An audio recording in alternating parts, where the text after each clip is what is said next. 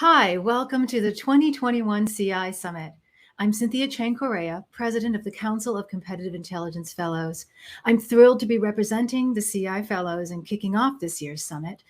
As an educational nonprofit dedicated to the advancement of CI and related disciplines, the Council is comprised of CI Fellows who practice across sectors, geographies, cultures, and we are unified as colleagues who gather to support robust and ethical generation of insights and foresight that support the direction of intelligence. Our CI Summit series is a key part of this effort by exploring vital topics and asking tough questions about where we are and where we're headed as a discipline and a practice community. We began last year by looking at the current state of CI practices and into the future. This year, we dive deeply into technology and its impact on how we practice and how we can move forward towards more robust practices at the intersection of CI and technology. The development of this summit, with all its initiatives, as with all initiatives of the Council of Competitive Intelligence Fellows, is a volunteer effort. This year, this effort was driven by our technology committee, chaired by August Jackson, and our program chair, Claudia Clayton. All aspects of our production was supported by CI Fellow volunteers like Andrew Burskins, Suki Fuller, Eric Johnson, Derek Johnson, JP Radicek, Alan Naylor, Craig S. Fleischer, who bring their intelligence expertise, persistent curiosity, and commitment to propel our discipline. The theme of this summit is an outgrowth of discussions between CI Fellows and many practitioners as we explore, navigate, and carve new paths through a practice that is increasingly reliant on technology. Without a doubt, technology has made us more efficient, productive, and insightful. Advances in big data, artificial intelligence, and deep learning have opened new discoveries and possibilities to how we practice intel and how we learn. The technology we rely on is no longer a single application dedicated to intelligence collection, monitoring, or analysis, but a complex ecosystem that encompasses integrated and networked systems requiring intelligence practitioners to be adaptable, curious, creative, multidisciplinary.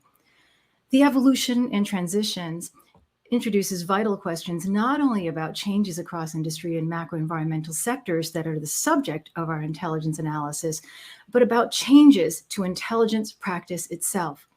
From the start, many of us have been asking questions about how advanced technology will look like in various industry sectors, how technology will shape competition and offer competitive advantage.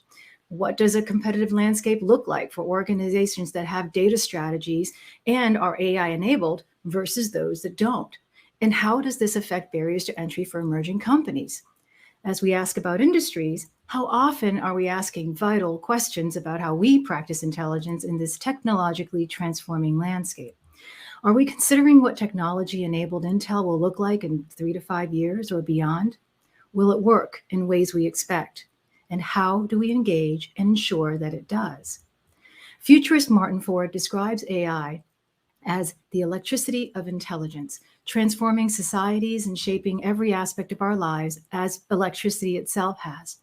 Along with these broader transformations are those happening within CI and related practices. How prepared are we as a discipline for this transformation? How prepared are we as intelligence teams, as practitioners, or intelligence managers? Are we prepared for this AI electricity transforming our intelligence programs? Will transformations occur incrementally or through disruptions? How do we manage these transformations to ensure integrity, confidence, and trust?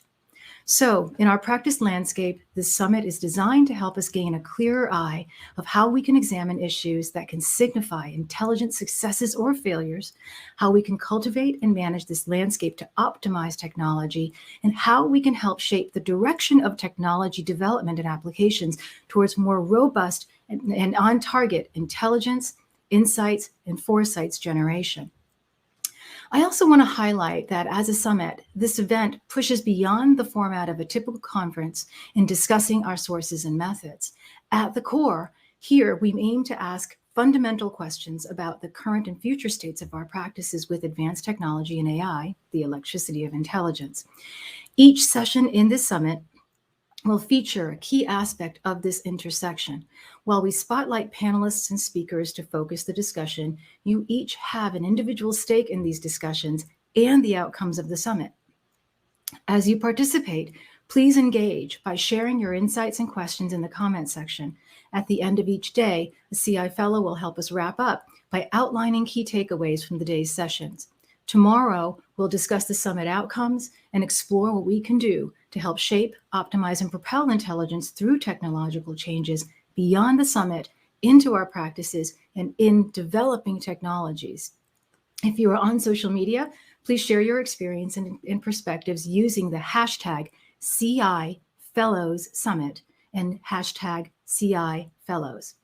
As we go, I hope you won't be shy about asking probing questions and extending vital questions through each topic, like, as we embrace more advanced technology, how do we continually maximize its applications? While traditional intelligence processes and practices have been designed to help minimize gaps and biases, will expanded applications of advanced technologies do the same? And as we increasingly automate intelligence activities, how do we ensure that we minimize data and intelligence gaps and biases that may distort our perspectives and intelligent outcomes? And finally, how do we understand other issues and concerns, including our technology strategies, returns on investments, and managing new learning curves in dynamic landscapes and decision environments? I look forward to diving into these questions with our esteemed speakers, panelists, and each of you here at the summit as we continue to carve our paths into the future of our discipline. Importantly, I look forward to our developing a deeper understanding about how intelligence practitioners can help shape our intelligence technologies along the way. So let's climb the summit together and explore technology's promises, pitfalls, and potential. And now, on to the summit. And to get our discussion started, it's my pleasure to introduce our keynote speaker, James Bell. James is the head of artificial intelligence and machine learning customer solution engineering at Dow Jones. He's recognized as one of the top 250 IT leaders in the UK, an international public speaker, and a published writer on topics such as alternative data, risk and compliance, and AI ethics. He's worked in financial services for 20 years, providing leadership in AI, risk and compliance, payments technology, business consultancy, and IT management. He's built, developed, and led multiple teams and engagements all over EMEA, MENA, and APAC regions of the world, and developed a unique understanding of client needs. James will discuss using advanced technologies to drink from the fire hose in his dynamic address. Please feel free to participate by posting your questions and comments for James in the comment section, and I'll present them during our Q&A following his address. So let's welcome James Bell. Hello, everybody. I'm sorry, James Bell isn't quite ready to join us. But he should be with us in a couple of minutes, so do bear with us. Oh, yes. Okay. Okay, perfectly fine. And actually, so I believe we do have our fellow August Jackson also on this panel. So perhaps we can put August on the screen as well.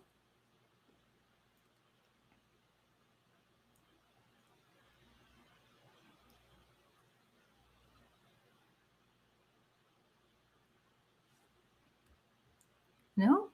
See, sorry, it seems like we're having a little bit of a hiccup here, but well, let me continue then. So I do want to mention that as we had put together this summit, this has been a labor of love with the CI Fellows, and we've been working on this really since the beginning of the year. So this has been a project that's a long time coming as we put together speakers from outside CI, and this is key. I do want to note this. One of the reasons why we have not put together a panel where we see the usual players within the CI space is because we need to have the outside perspectives coming in, so that we can understand technology better.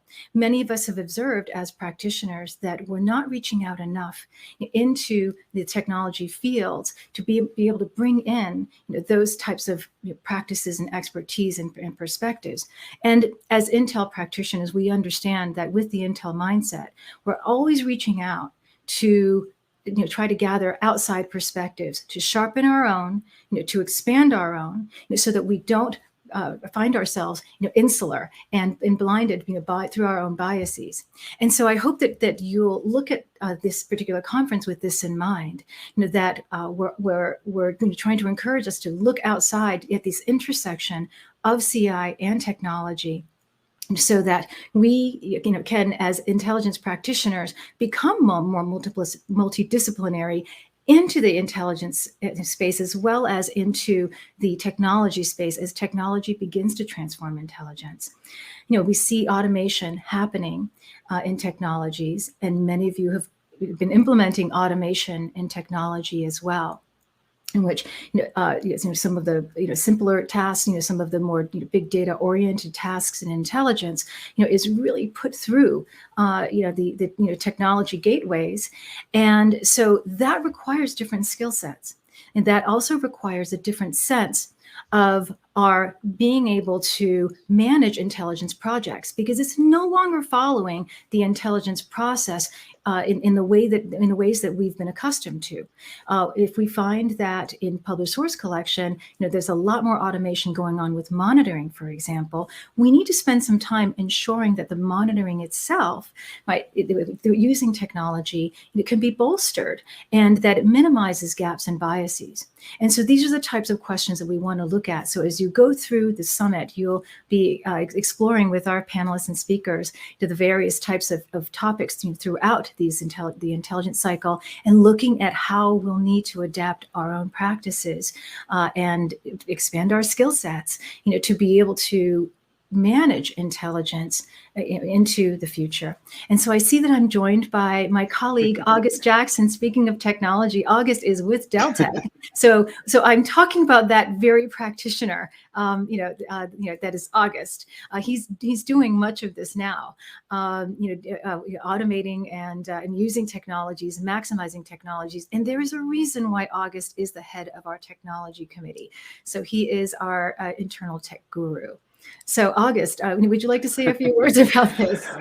Well, one of the things that's really interesting here is being put on the spot as the tech guru, and the tech is sometimes causing some issues. And I think this is actually illustrative of one of the themes that we had in mind when we put this summit together.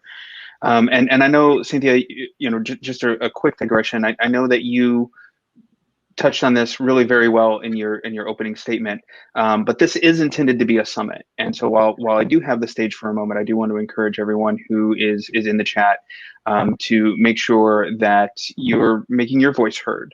And that's, I'm just going to continue to go deep on this theme and digressions.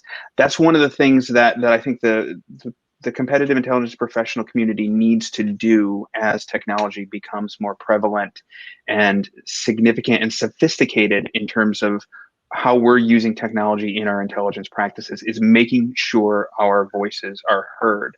And that's something that I've talked about a lot when I have the opportunity to talk to technology vendors and others that are building solutions that are purported for our profession. So at the moment, we're experiencing, this little bit of a technological hiccup with a new technology. In this case, the virtual summit and everything like that, which in the light of the pandemic, I think we've had a lot of experience with these sorts of things. But it gets back to the reason for the theme of the summit being the promises and the perils, or the promises and pitfalls, excuse me, of technology, because that duality is something that we have to keep in mind as we try to adopt new technologies and incorporate them into our professions, because there are, let's say, things we need to be on the lookout for, challenges and consequences of adopting technology. Bear with me a second. I'm troubleshooting as I'm talking to you as well. Yeah, and so building on that too, it just requires that level of flexibility among Intel practitioners, and we always have an eye on the quality, of our intelligence as well. So when we're looking at the pipeline towards producing that intelligence product, right, that is, as accurate as possible, if you will, right, as insightful as possible, in the certainly for the intelligence users, we need to be very, very mindful of what goes into it. right? And so we've heard of the old, garbage in, garbage out, and much of this, still continues to apply, but certainly now with new tools, new platforms. And so the way that we scrutinize the types of inputs, that we're using, and also the way that these tools are managing our inputs as well. Algorithms is certainly a part of it. And so many of us are not necessarily as familiar with the back end. And so there is going to be a learning curve with a lot of this, as intelligence managers and intelligence practitioners adopt these tools and adopt them more systematically. Because so far what we've been seeing is really more incremental adoption, but there comes a time when we could very well be in an environment where we have advanced technologies that are being applied throughout our organization. It's really integrated in what we do. It's very platforms based, and everything else sits on top of it. And so how do we handle that sort of thing, right? And so it's only with foresight and preparation, right, that we can really maximize this. But I would also say too, and I think this will be a recurring a point that we made, we need to have a seat at the table, right, in technology, to be able to help shape the way technology goes as well, so that there is that integrity and trust, right? Trust on the part of the users, trust on the part of our intelligence customers as well. So they need to understand that, the products that they're using, the insights that they're getting, the foresight that they're getting, is really with the best quality going in. Right, and that they know what the ingredients and the building blocks of that are as well. Yes. And I'm going to steal a little bit of thunder from one of the presentations later on, but I think this is a topic that will come up quite a bit when you think about the implications of particularly systems that have been built based on machine learning or other technologies that sometimes produce results that the system itself cannot explain why it has produced those particular results. And in a profession like ours, where the chain of evidence is an important ingredient to, let's say, the trustworthiness that our stakeholders put into the product, that's a pretty critical missing gap. And that's one of the main pitfalls that I'm always very cognizant of when I think about emerging technologies like machine learning and natural language processing and all those other technologies that are adjacent to artificial intelligence. Very aware of the promise, very excited about the promise, but also very aware of those particular pitfalls and challenges. Right, right. And August, you're going to be moderating, so you're not necessarily going to be talking about yourself very much. But I'm wondering if you might be able to share some insights, as a practitioner, right, in a tech company using technology robustly. What are some things that you can share with us as we head into the summit? I love to talk about this topic, actually. And there's one of the panels that I actually fought for that had to be on this agenda because I was so desperate for somebody to be able to have this discussion. But I actually use artificial intelligence and other based tools in a number of different elements of my competitive intelligence practice. So the most prominent is probably the platform. I use one of our sponsors, Crayon's platform, for my competitive intelligence in my day job. And we use that platform to monitor Dell Tech's top competitors. And in our particular industries we serve, we need a platform of that scale because I'm monitoring the top 30 of over 350 named competitors. And through natural language processing and some other AI tools, Crayon surfaces the most important news and information about those competitors. And I spend between 15 and 45 minutes, depending on how busy the news feed is. I spend about 15 to 45 minutes a day investing in this sort of database of secondary intelligence that is then always first jumping off point for any project that I do. So if nobody's looked at Crayon or Commentelli or Aurora WDC's platform, I would really recommend you take a look at those platforms, as one of the first things that AI does is it gives you this opportunity to really expand your net, cast a really wide net, but also manage that information flow as well. So that's the main one. I've talked about RSS quite a lot in the last decade of doing competitive intelligence, and speaking to audiences with the fellows and Skip and SLA.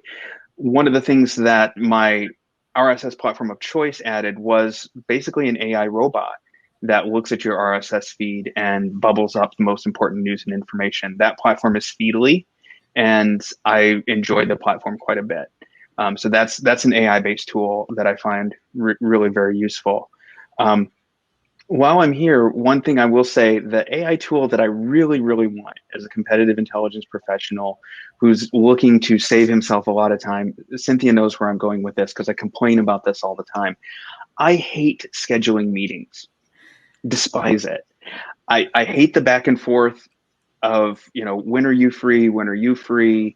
It's even worse than getting 3 or more people to try to figure out what pizza toppings they want when they're ordering a pizza. And what I'm really looking for is my bot to talk to your bot to find the time that works for both of us. And then my bot will tell me, based on these criteria, this is a meeting, this is how much preparation time, this is how much, advance warning you need that this meeting is scheduled. And then you and I never have to deal with it. And just, in my to-do list, something shows up, and then on the day I'm prepared for the meeting and we go into the meeting. If one of us needs to move it, then the bots take care of rescheduling it. So that's my wish list. That's, if Santa was going to bring me something based on AI that did something for me, that's what I'd wish for. So those are a couple tools that I am using today, and I can go on to talk about some others.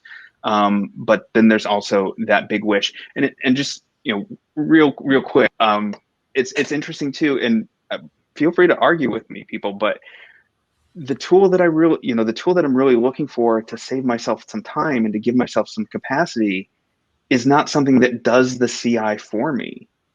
It's something that removes just a tedious pain in the butt from the process of doing competitive intelligence, but it's nothing about, a robot analyst figuring things out for me. Right, because for us too, it's very much about time, maximizing time, because time also means time that we can apply to analysis, right, to generating that intelligence. So wrapping it up into various types of other practices and activities that can be automated, is certainly something we'd love to see. And our colleague Andrea Mercado asks, anyone have a link for Speedily? Is that how you spell it?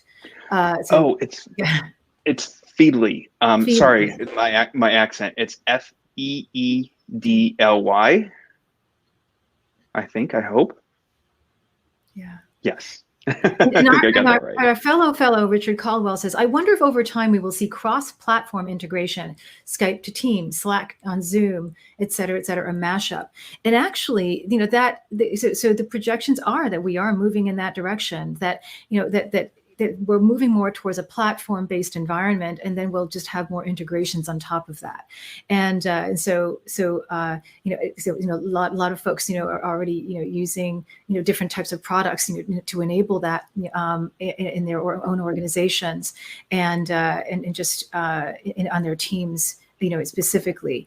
So like Zapier. For example, we used Zapier actually to help us manage our summit last year.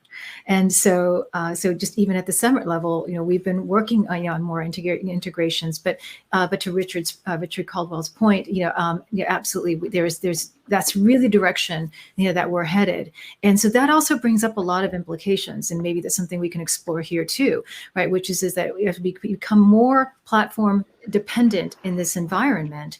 What does this mean in terms of silos? And what does this mean in terms of blind spots? And we're putting a lot more trust on the platform itself. And what does this mean in terms of, certainly it can help with certain aspects of workflow, but does it also mean that we are creating more barriers and boundaries? And so these are the questions we have to think about. It's not just about the task at hand for intelligence purposes, but it's, as a process person, I go into organizations and I examine this, right? So we look at this and say, okay, well, what does this mean on a larger scale? What are we missing because of this as much as what are we gaining because of this, and then how can we fill these gaps. And so so those are some of the things that I urge us to think about and to bring up at the summit throughout the various sessions as well and beyond, right? Because these questions are not going to go away simply because we gathered over a couple of days to discuss this. Right. These questions and these challenges are evergreen. If taking a look back to the early stages of my career when search engines were new, these were some of the questions that we were asking about search engines. And one of the things too that the search engine did is it gave the end intelligence customer some degree of power and agency that in a way had been kind of reserved for the researcher, the intelligence analyst as well.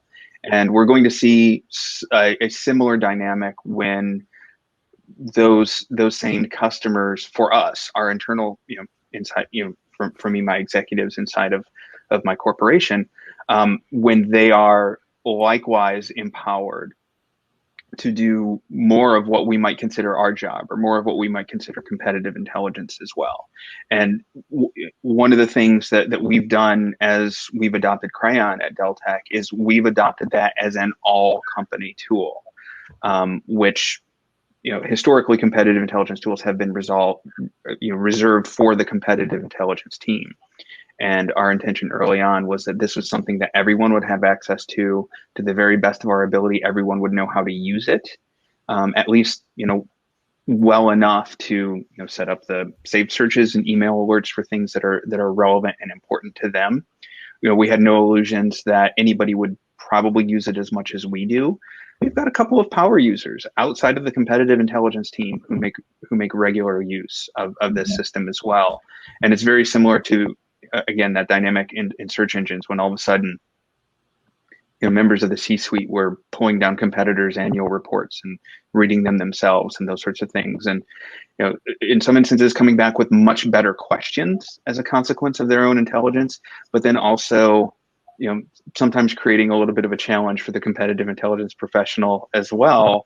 That now all of a sudden there might be something you've used as a little bit of, let's say, a boundary to maybe put a pause on some things or create some time and space for yourself on some things that you're trying to research, and all of a sudden that boundary is dissolved.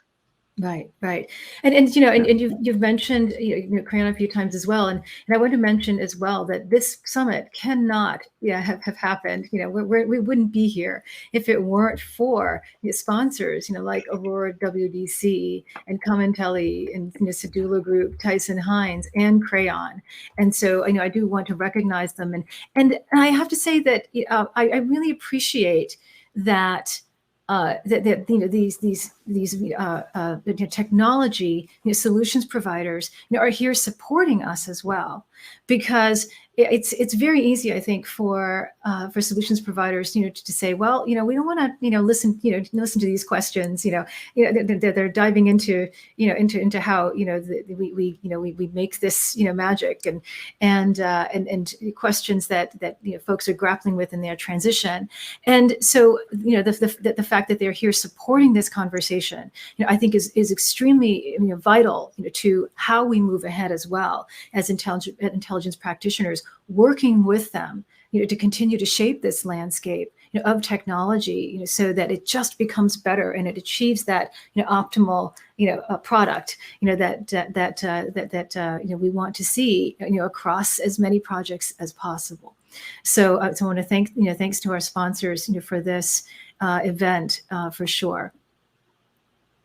Right. And when you think about the products that these sponsors are bringing to market and the importance of this conversation, that this is a conversation with developers and intelligence professionals, it is really very important. And we are very grateful, of course, that these particular sponsors are here with us for this conference, because these are the organizations that are going to be building and deploying those products that will help intelligence professionals adopt artificial intelligence, machine learning, natural language processing, and all these other technologies, incorporate them into our intelligence processes, because these are the vendors that understand the process behind it. One of the really interesting conversations, among the many interesting conversations we had on the technology committee putting this conference together, is there's a lot of venture capital money out there chasing the competitive intelligence opportunity. And sometimes, I will say, based on some of the solutions I've looked at or that have been pitched my way, sometimes it feels like the VC money is ahead of the conversation with with the community that they're trying to engage. And I have had a couple of very frank and sometimes potentially painful conversations with vendors that have presented something that I really questioned whether or not they had engaged with the intelligence community in advance of that conversation or in advance of that product development. So I've been pitched products that just have no place in my existing intelligence process, or really I struggle to understand, okay, what is the value of this over something that's already on the market? So absolutely, yeah. And some of these, and this is sort of the pitfall side of things, right? Where I would even say that in my experience, doing this on behalf of clients, I come across more technology that falls short than technology that land right spot on, and because of what you're saying here, and and especially with, I think, some of the emerging players, I really wish that some of them would understand the intelligence process and how we produce intelligence, right? Before they launch into this, and so sometimes even something as basic as asking them what types of sources they mine, and or asking them fundamentally what types of gaps do they see. You need to be prepared to answer these questions, because that's at the top of mind for Intel practitioners, and so we need to be asking these questions. And I really appreciate it when we have vendors among us who are listening, right, and who are also constantly trying to solve these problems as well, because that's how we're going to get there, is through this type of collaboration and at this intersection, because technology cannot stand alone and intelligence can't stand alone, and intelligence is high stakes. We're providing intelligence, insights, foresights to are the leaders of our corporations. Some of these are billion-dollar corporations, right? So we have to be very, very careful about our intelligence inputs and the intelligence tools that we use, as well as how these tools might alter our intelligence processes and workflows. Absolutely, and I want to take it back to Cynthia, to something that you said earlier about the idea of the platform and the kind of a sense of lock-in that can sometimes come from these things. And I'm loving the chat, by the way. We will be talking about visualizations quite a bit. I've got some great stories to share there, and actually one of the areas where I think there's a lot of promise that we can talk about in the technology as well. So I'm overly focused on the pitfalls right now. Maybe I'm feeling a little bit of the pressure of doing tech support at the same time while I'm trying to have a cogent conversation. But the platform lock-in that you were talking about before, just sharing experience in putting this summit together. One of the things that we looked at very carefully was which platforms are we going to use for collaboration, for project and task coordination and planning and checking things off and assigning things, and then also the shared space for the collaboration in various documents and things like that. And those are big choices, and they if you think about path dependency as a strategic issue, when you are making those sorts of decisions, you are facing potentially some downstream consequences of whatever platform you choose. Suki says Dropbox is dead to her. And I tend to agree. I'll put my cards on the table. And this is really difficult for me to say as a lifelong Macintosh person. But okay, bear with me. I got to work up to this to say this in public. Microsoft Office 365 is amazing. Okay. I said it. I'm going to need a minute. I'm going to need a minute here. But we adopted Teams and Office 365 and OneDrive and the whole suite inside of Dell Tech. And in a lot of ways, it's really transformed how we collaborate. And I have to admit that I like it quite a bit. Microsoft has, this is a safe space. Thank you, Andrea. I really appreciate that. I really needed that, actually. It's, for the longest time, Mac and PC people were always at war with one another. But here we are, and I'm praising the Microsoft product. But that suite is, I think, really well designed for collaboration inside of the modern enterprise. And then Elise, and then we hear from another team. Elise likes Slack over Teams all day long. That used to be me. I will say that before we adopted Teams inside the enterprise. But that's and Richard just made the plunge on Office 365. But those decisions, whether you take the all-in on Office 365, or you take more of the let's say the Slack approach, where you're going to have these many pieces loosely joined, which I think is a comment that was first said about Unix.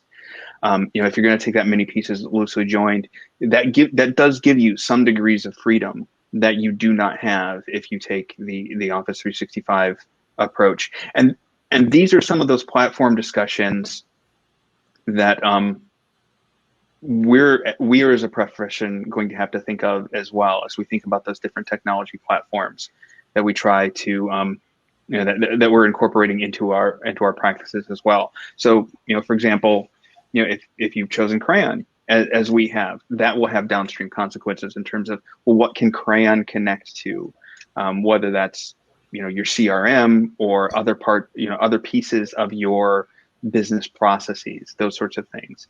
All of those will have consequences, because these individual applications, they do not exist in their own silos. They are part of an ecosystem, and they must interconnect with one another. And I mean, talk about a strategic challenge for somebody who works for a software company as well. We're very cognizant of the fact that our software does not stand alone.